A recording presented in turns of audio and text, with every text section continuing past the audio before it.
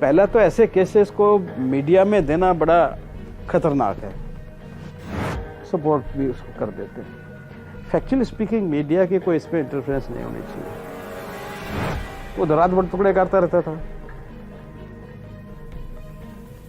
और बीच में कोई पुलिस वाला आ जाता था ना, तो उसको बैठ के उसी चाकू से जिससे काट रहा होता था, वो एक ही चाकू था, उससे सेब काट के भी खिला देता था उसको। चेतावनी, वीडियो में कुछ ऐसी घटनाओं का जिक्र है जो आपको विचलित कर सकती हैं।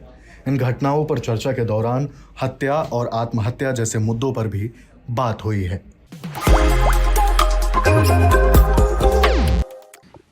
सर, अभी एक केस हुआ है श्रद्धा वालकर का, उसमें श्रद्धा और आफ्ताब वाला केस जिसकी हम लोग चर्चा कर रहे थे फोन पे। अच्छा हाँ।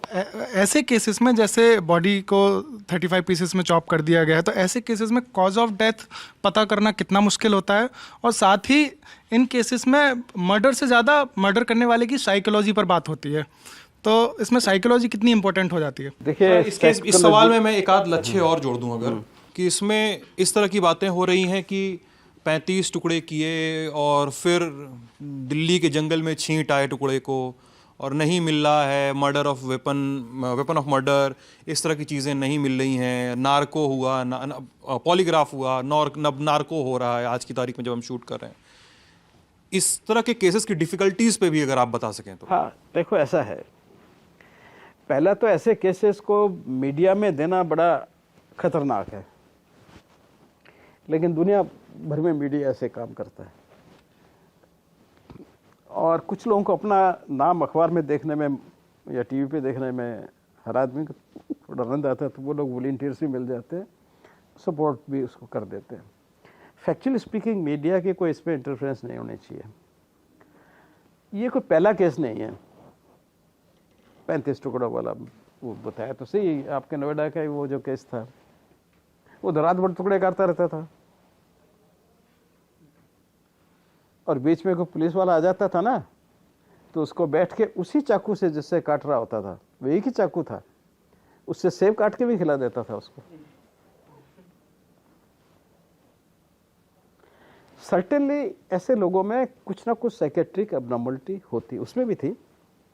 ही वॉज नेक्रोफिलिक एंड नेक्रोफेजिक, जो हमने मेडिकल एग्जाम्स का किया। बट अनफॉर्चुनेटली क्या है सुरेंद्र कोहली, अनफॉर्चुनेटली इंडिया में क्या है कि फॉरेंसिक साइकेट्री जो है दैट्स नॉट दैट डेवलप्ड। 80% जो डोमेस्टिक हस्बैंड वाइफ में डिस्प्यूट्स होते हैं, they are because of the psychiatric reasons in one of the partner. Europe में, अमेरिका में, डेवलप्ड वर्ल्ड में तो it's a very common, people go for psychotherapy and all that, they get diagnosed. Some of them are totally incurable and they have very bad end, ठीक है ना। तो forensic psychiatry हमारे यहाँ root ही नहीं ले रही है। तो मैं अपने इस लेवल पर कोशिश करता रहता हूँ। I am the first person who started clinical psychology at my university and have started forensic psychiatry also as a subject, MSc course level का कोर्स। और उसके अलावा मैं अपने ही लेवल से फोरेंसिक साइकेट्री के अपनी वो यूट्यूब पे भी डालता रहता हूँ। 97 या 98 में डाल रखे हैं उसमें lectures, to create awareness among the people। तो एक्चुअली जो साइकोलॉजिकल एस्पेक्ट्स है और साइकेट्रिक एस्पेक्ट्स हैं इंडिया में बहुत ही मतलब नेग्लेक्टेड हैं। देखिए, साइकेट्री और साइकोलॉजी का रोल खाली क्राइम के इन्वेस्टिगेशन में नहीं होता, उसकी पर्सनल एनालिसिस तक नहीं है। बाहर तो उसको ट्रायल से पहले भी उसकी psychology he can stand trial और नॉट, ट्रायल के बाद में मिड ट्रायल भी उसका असेसमेंट होता रहता है, इज डिटेरियोरेटिंग और नॉट, और ट्रायल के सजा देने के बाद भी उसका रेगुलरली साइकेट्रिक मॉनिटरिंग होती है, चाहे उसको डेथ सेंटेंस मिल गया वो एक अलग बात है।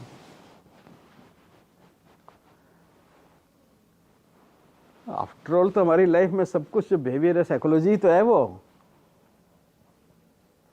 और उसके ऊपर हमारे इंडिया में कुछ भी नहीं है। अब हमने शुरू तो किया है, मेरी देखा देखी कुछ और यूनिवर्सिटी ने भी साइकोलॉजी के क्लिनिकल साइकोलॉजी के कोर्स शुरू किए हैं, and I was very happy to know. अभी मैं रिहेबिलिटेशन काउंसिल ऑफ इंडिया का मेंबर हूँ, तो psychology, clinical psychology rehabilitation council of India के अंडर में आती है सरप्राइजिंगली। सो वही उनके चेयरमैन ने मेरे को लास्ट टाइम बताया कि government of India has sanctioned after starting at SGT MSc Clean Science 400 crore rupees to promote the clinical psychology in India.